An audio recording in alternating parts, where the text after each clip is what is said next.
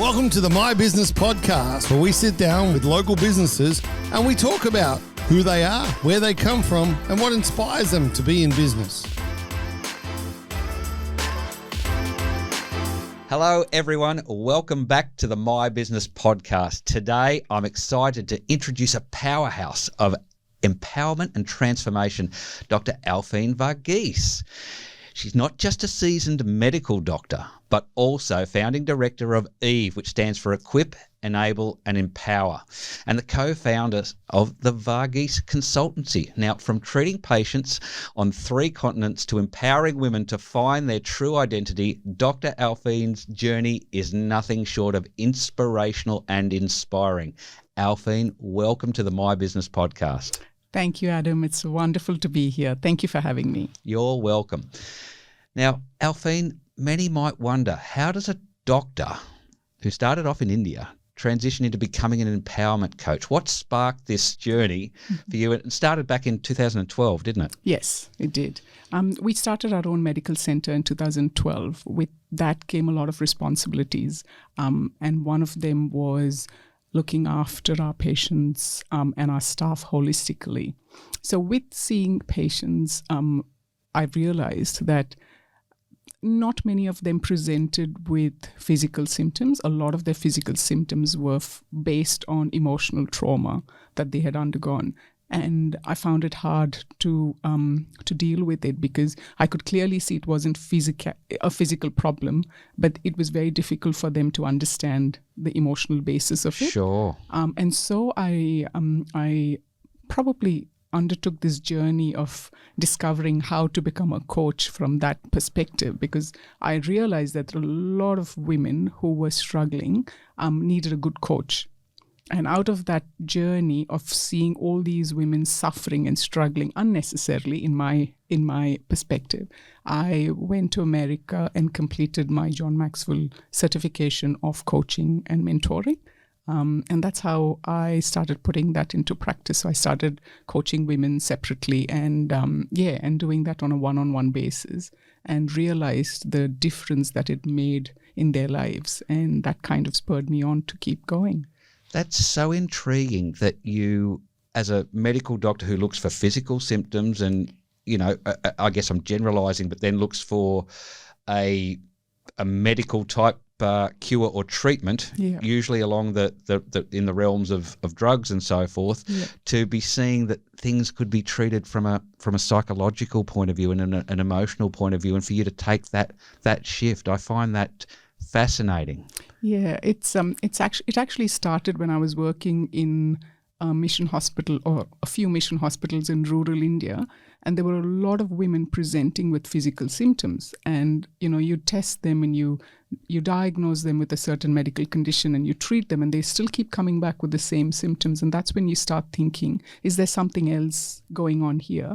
And I think from when I graduated and worked in the mission hospitals in rural India to moving to Scotland and then to Australia, I realized that there was the same kind of presentation in women, whether it was a woman in rural India who was completely illiterate, had never had any education at all, to a woman in Australia who was a lawyer or a doctor or an empowered, what I would call an empowered woman, suffering with the same or struggling with the same issues. And that kind of got me thinking outside the box. And that's when I started looking into coaching. Wow. So you have worked across 3 continents, even. Yes. UK, Australia and India being the countries. How are those diverse experiences influenced your approach to empowerment and leadership training, especially for women? I think it was a stark contrast in many ways, but also similar in so many ways. Women all over the world believe and think the same way. Whether you are a so-called professional woman working full-time, own a company, CEO, to a woman who is a laborer in rural India, to a professional working woman in India as well, or in the UK. Women all over struggle with the same kind of doubts and same kind of challenges. It may vary depending on the degree to where they are based and based on their environment, but otherwise it's basically the same. Wow. It's basically the same. So if you, I believe, and that's why I think women's empowerment, I'm so passionate about it, because I believe that a woman, when in a family, if a woman is empowered, the whole family is empowered. Whereas if a woman is insecure or disempowered, it impacts the whole family. And so it's not just one family, it's a community that you're actually serving by empowering a woman, because there's a lot of talk going out about women's empowerment and it being that women are not just equal, but are stronger than men and can do everything on their own. But I believe that women have certain roles to do, and they will do that beautifully because that's in their nature, and men have a role to play as well. And so when men and women stand together and work as the yin and the yang, it works beautifully. One cannot sustain the society or community without the other. And I hear what you're saying there too, especially around, you see in movies, in all sorts of areas of life, that if there's a very strong matriarch of a family, a strong female, she's the glue. She holds everything together. She actually creates the culture of the family. Absolutely. And she empowers everyone. And I think that is true empowerment, where you are so confident and comfortable being yourself that you can actually empower or allow others to be in their own identity rather than being under you. And I think that is true empowerment. Fantastic. So EVE is what you do. Yes. It stands for Equip, Enable, Empower. So EVE does actually stand for E for emancipation, V for value, and E for excellence. And then what it does is it equip, enable, and empowers you. It's a bit convoluted. I see. There's two Eves there. There's two. So EVE and EEE. So EVE does involve being emancipated from your past, finding your values and living by those values. Yep. And of course, living a life of excellence. And how we do it is we use all of those three aspects of EVE, and then we equip, enable, and empower you to live a life of excellence. Now, this is my chance to jump in with my dad joke that I generally drop in somewhere. But I'm already laughing. We have to call this podcast Adam and Eve. Definitely. Why not? Why not, Adam? So, look, delve deeper into those three pillars for me. Explain their significance in personal growth. Sure. So with emancipation, look, all of us go through experiences, right? As children, young adults, teenagers, we all come into adulthood carrying a certain amount of baggage. The amount of luggage we carry is a bit different, but all of us come to adulthood with a bit of luggage. Absolutely. Isn't it? Now, some of us are smart enough to leave the baggage behind and move on, while others carry the luggage, whether it's trauma from childhood or something that someone said, could be something as trivial, relationship, or something more severe and traumatic. We all end up carrying a bit of baggage. Again, the degree of that kind of varies a bit. But emancipation is basically looking at your childhood programming and talking about what is it about the past or your childhood that you're still carrying with you. I've seen adult women behave as children when it comes to a situation, and then you wonder, why are they behaving? Why are they displaying those childhood traits? And then you realize, you go back to their childhood, there was a certain event that happened or certain events that happened at that particular stage in life, and they've kind of had a stunted growth since then. It could have been when they were 12. And so their expression of behavior now as an adult is that of a 12-year-old. And so that got me to look at emancipation and realize that there is a definite need to emancipate yourself from your past. And that's what E from the EVE stands for. The V stands for value. There are two aspects to that. Value is one, what are the values in your life? Is it family? Is it social security? Is it finance? Is it career? Is it your professional life? What is it that you value the most? Because how you live life is very much based on those values. And the second aspect to the value is, what is the value that you place on yourself? It's so important that you don't either devalue you or overestimate your value, and get that balance right in order to live your life with excellence. And the third aspect is, yes, obviously excellence, how you move out of mediocrity and live a life of excellence in all aspects of your life, no matter what you do. Excellence doesn't mean you're achieving heights that you aspire to, but you're not programmed to achieve. So everyone's got their own strengths and limitations, and that's how you work through those and then live a life of excellence. Fantastic. I love it. Now, your story, it really does speak of resilience, especially during the challenges post your thyroid surgery. Yes. How did your personal struggles mould your mindset, and what message would you want to convey to others who are maybe going through similar battles? I think I was very clear about my identity. Doing all that I had done till then, while I'm working with clients, I'm also working on myself. I don't claim to be perfect at all. I'm also a work in progress. So I think from my past experiences, watching people live life with so much strength, I was inspired by my patients. There were so many patients who had so many struggles, and I would have probably crumbled under those storms, but they just carried on with the resilience that inspired me. So when I fell unwell, my only thought was, this is not the end. This is just a pause. This is just a place where I've got to rest, and I still have lots to do. So I think I lived with hope, and I had a lot of faith. I'm a spiritual person. I believe that God created me for a purpose, and I'm going to fulfill that purpose. And this is just a glitch. Can you explain what that time was like for you, and what you were going through at that particular time? Look, during my worst phase, I was lying in bed and I needed my husband to help me. Ajit was helping me to turn in bed. That was my worst phase. But during that phase even, I realized that it was a flu. I told myself, this is how it is when you get the flu. You're just having a prolonged flu. That's it. And I kept telling myself that this is it. It is not permanent. And the ability to even make myself a cup of tea was a celebration. Was a win. Was a win. It was a celebration. So, yep, I didn't share much of it with everyone at that stage because I feel it dilutes your strength. That's just my personal opinion. I feel in that deepest moments of your storms, turn to God, turn to whatever your spirituality, and dig deep into your faith and get the strength from there rather than focusing on people. I've got lovely friends. I've got a great family, but I didn't want to load them with the burden because the ability with which I looked at my storm was different from how they would perceive it. And it was important that they don't get crushed with that information. Wow. Yeah. So insightful. You mentioned your husband. Yes. Who's also a doctor. Yes. Dr. Alfeen Varghese. Yes.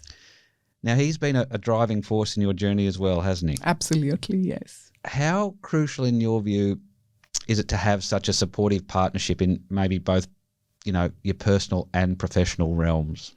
Look, I've been extremely blessed to have Ajit as my friend and husband, and we do business together as well. So we kind of 24 hours spending time together. Look, it's never been an easy journey. As with every relationship, we've all got our own personalities. We've got our behavioral styles, and we're very different to each other. At the same time, we're very similar. I think our values are very similar, and I think that's important when you do find someone whom you want to spend the rest of your life with.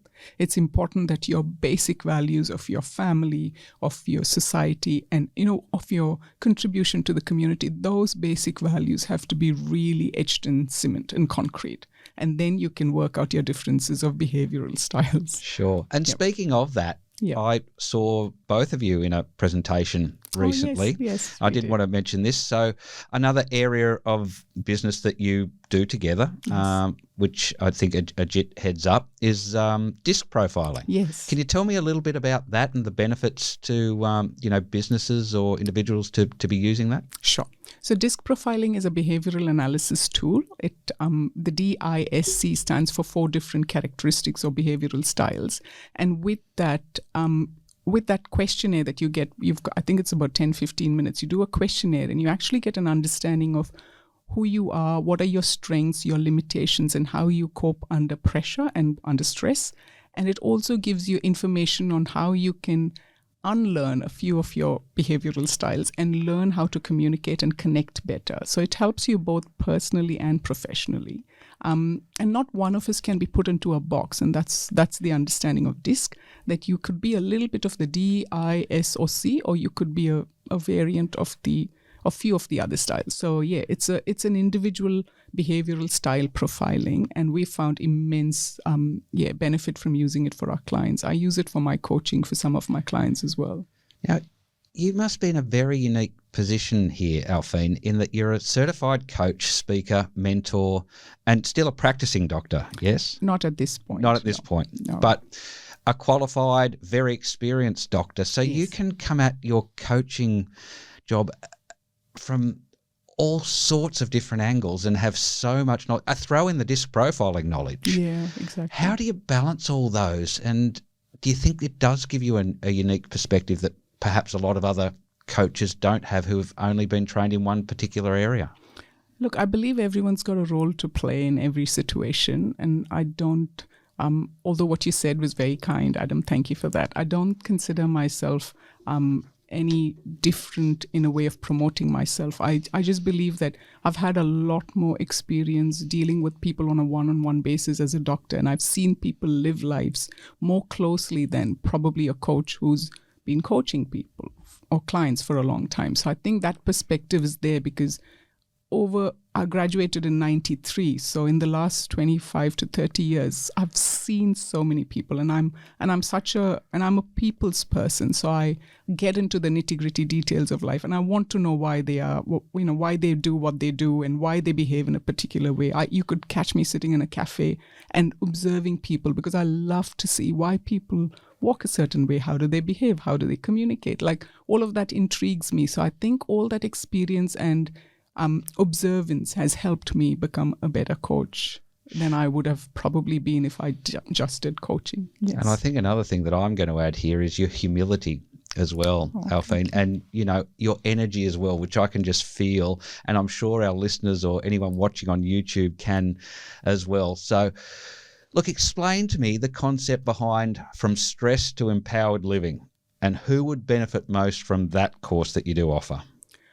It's interesting, Adam. Stress has become such a dominant factor in our life, isn't it? I mean, 2 out of 3 people will tell you that they're stressed at any given point, at any stage in their life. And I think post-COVID, we've all been extremely, we've been through a lot, whether we are an entrepreneur, whether we are a business owner, whether we're an employee who's been forced to work from home and now is being told to go back to face-to-face working environments. So all of that, and children and students and university students, like you name it, they've all had stress. So I think that particular module is amazing because it's so basic in helping someone understand the presence of stress in their life. Like, most people would continue doing things because they don't realize they're stressed. But if you stop and take a questionnaire, you realize how stressed you are. And then how to use that awareness to become more self-aware of the triggers that stress, triggers of stress, and then use that information to avoid those triggers or to deal with those triggers, and then take action and move on with life. Because our life is such a beautiful gift, and you don't realize it till you've actually lost certain aspects to it. So it's about not getting overwhelmed with stress, but it's about identifying stress as a problem, treat it, act upon it, and then move on to live a life of excellence. Absolutely, because it's interesting that you bring that up too, because life is a gift and it goes so quickly. Absolutely. I had someone I heard explain it the other day. It's like when you're on that train and you're just seeing things go by. Yep. And it's so quick, isn't it? That one moment you look back and it's gone. It's way in the distance, and you've moved on, and you can never get that moment back. Yep. So absolutely. I've had a look at your website. You've got a number of different offerings. Explain to our listeners, the offerings you do have as an empowerment coach. So I actually got all of that organized into the website when I was unwell and couldn't do face-to-face coaching at all. So I had a virtual assistant, Maria, who compiled all of it and put it together as modules. And I was so blessed by her because with the limited energy I had, I could just write an email and tell her all that I wanted, and she would get it all sorted for me. So there are modules in terms of unlearning your childhood programming. There's modules about how to move out of mediocrity and live a life of excellence. There's also the module that you mentioned, from stress to empowered living. There's also an ebook for all of these modules. And then I've got a 30-day everyday affirmation that you can use for 30 days just to help you live a life of excellence. Sure. And then you do one-on-one coaching? I do one-on-one coaching as well. And yes. group coaching as well, or just the one-on-ones? Just one-on-one. Okay. We do a lot of masterminds. So I do a lot of masterminds for certain in certain areas of growth. I do masterminds, but I do one-on-one coaching, and I also do the DISC coaching as well. Fantastic. So I'm going to put you on the spot here. If you had to describe the essence of your empowerment coaching in, let's say, 3 sentences or less, okay, how would you do it? I think I would start by saying 1 is get clarity about yourself. The first C would be coaching, would be get clarity about yourself. 2 is stop comparing yourself with others. And 3, get competent in what you want to do. Love it. Love it. That's 3. I could do another 7, but I'll stop with 3. No, go for it. Give me another 3. Another 3. Okay. So you've got clarity, you're stopping yourself from comparing, and you're competent, and then you become confident of who you are. You also have to be at the same time quite content. Now, being content it's a double-edged sword. You can be content with who you are and live a life of mediocrity, and it also means being content with today and not spending today being worried about tomorrow.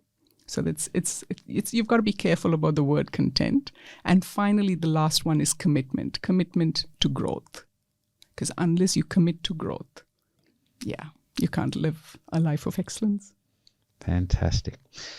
Now, how do people get in touch? I'm sure there's plenty of listeners out there, plenty of people watching this now who want to know more, want to have a look at those modules, want to get in touch and talk to you about coaching. How do people get in touch, Alfeen? Look, the easiest way is to go through my website. It's alfeenvarghese.com. Very simple. Okay, spell that for us. So ALFEENVARGHESE.com.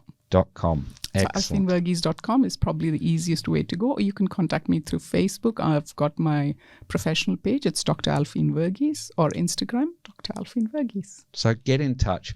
I mean, what an enlightening conversation, Alfeen. Thank you for sharing your wealth of knowledge and experience with me and all of the listeners today. So if you're seeking to transform, find value in yourself and step into your excellence, Dr. Alfeen Varghese's courses might just be what you are looking for. Remember, empowerment starts from within, and with the right guidance, it is achievable and you can make incredible change.